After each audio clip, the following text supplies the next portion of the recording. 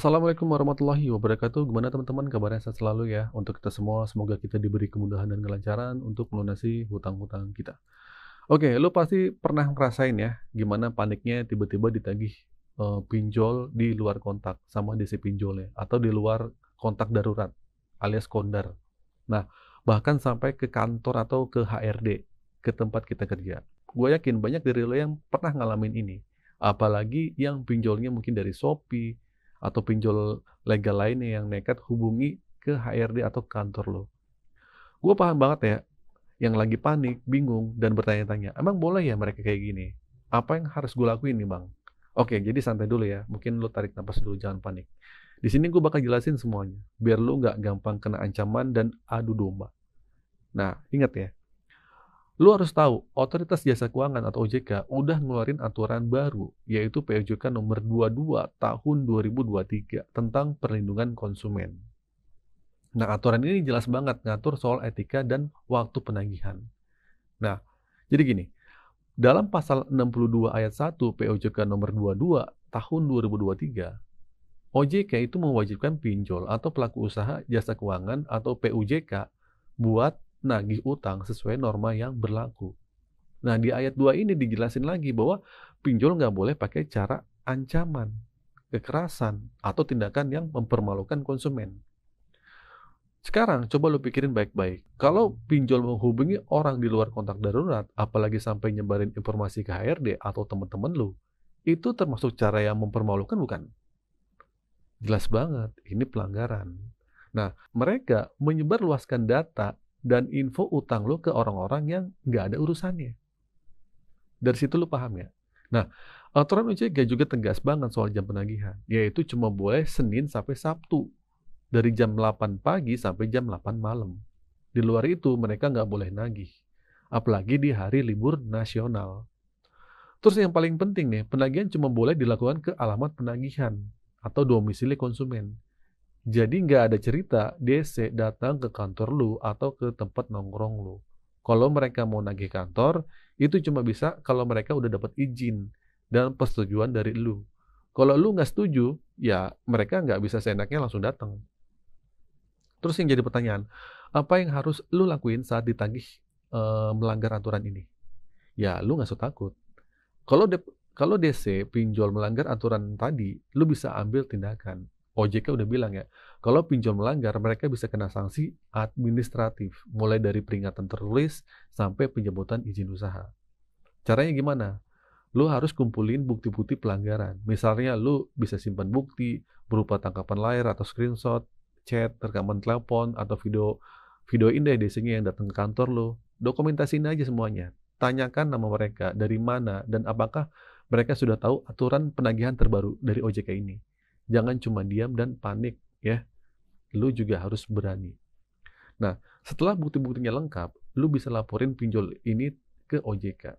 Ceritain aja kronologisnya, sertakan nama aplikasi pinjolnya, dan lampirkan semua bukti yang lu punya. Ini penting banget biar OJK bisa menindaklanjuti dan dari pinjol-pinjol yang nakal ini biar bisa jerak. Nah, gue paham ya, tekanan dari pinjol ini bisa bikin lu stres, panik, bahkan sampai kepikiran buat gali lubang tutup lubang. Atau mungkin lu bisa nekat untuk jual aset. Ya, lu juga bisa jadi korban pikiran negatif ya yang disebarkan sama si DC, yang akhirnya bikin lu nekat melakukan hal-hal yang merugikan diri lu sendiri. Ingat ya, tujuan kita memutus komunikasi bukan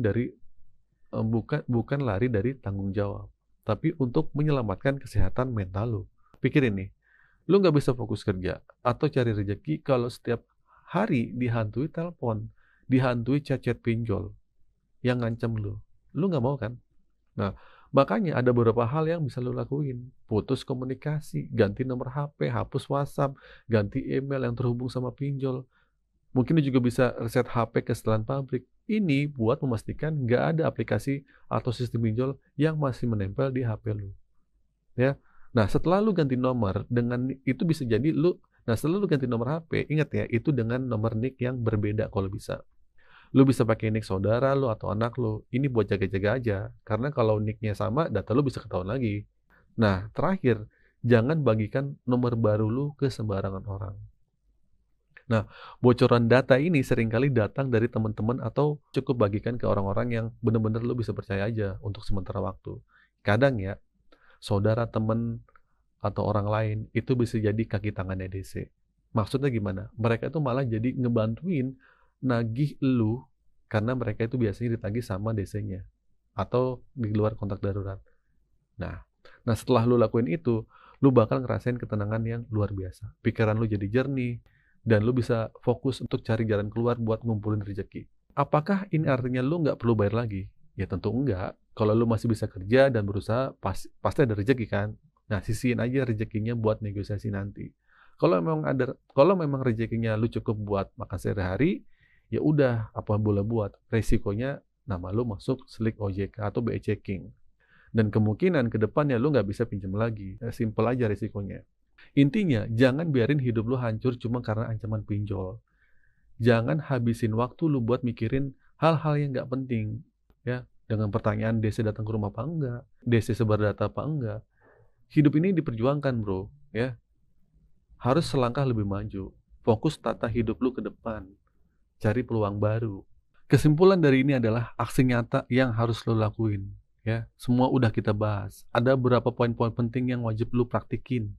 Jangan cuma didengerin, tapi dilakuin. Ini juga demi ketenangan hidup lu juga. Pertama, pinjol yang menghubungi di keluar kontak darurat, apalagi sampai ke HRD, itu jelas-jelas melanggar POJK nomor 22 tahun 2023. Jadi cara penagihan mereka itu ilegal. Lu nggak perlu takut, karena OJK sudah mengatur secara tegas bahwa penagihan nggak boleh pakai cara yang mempermalukan atau mengancam. Menghubungi orang yang nggak ada sangkut pautnya dengan utang lu, apalagi di tempat kerja, adalah bentuk pelanggaran berat. Terus yang kedua, lu juga harus berani ambil tindakan, bukan cuma pasrah. Kalau mereka melanggar, kumpulin aja semua buktinya, rekam teleponnya, tangkapan layar chatnya, videoin aja kalau ada DC yang nekat ke kantor lu. Tanyakan identitas mereka dan pastikan mereka itu tahu aturan penagihan yang terbaru, ya. Nah, setelah itu laporan pinjolnya ke OJK, ya, dengan menyertakan bukti-bukti yang lu punya. Nah, yang ketiga nih, yang terakhir, dan ini yang paling krusial, jaga kesehatan mental lu.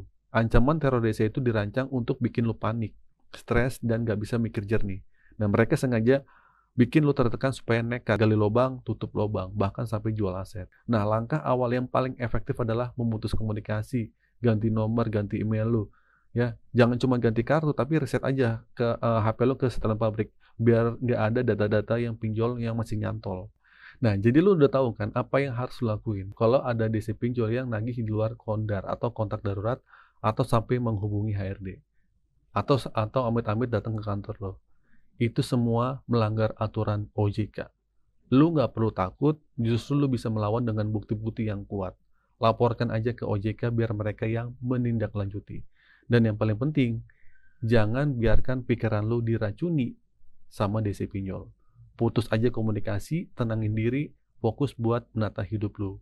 Jangan sampai lu jadi orang yang paling rugi karena sibuk mikirin ancaman DC pinjol. Ya. Nah, kalau lu udah tahu hal ini, lakuin. Kalau ada pinjol yang nagih keluar kontak darurat atau menghubungi HRD, lapor aja ke OJK. Lu nggak perlu takut lagi, justru lu bisa melawan dengan bukti-bukti yang kuat. Nah, jadi dengan melakukan semua ini, lu nggak lagi lari dari tanggung jawab.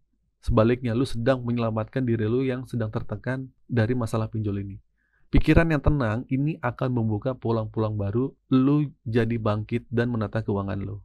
Kalau nantinya lu punya rezeki, lu bisa negosiasi untuk menyelesaikan utang. Kalau enggak, ya udah, resikonya cuma masuk slik OJK. Oke, itu saja teman-teman video kali ini. Semoga video ini bermanfaat. Akhir kata dari saya, assalamualaikum warahmatullahi wabarakatuh.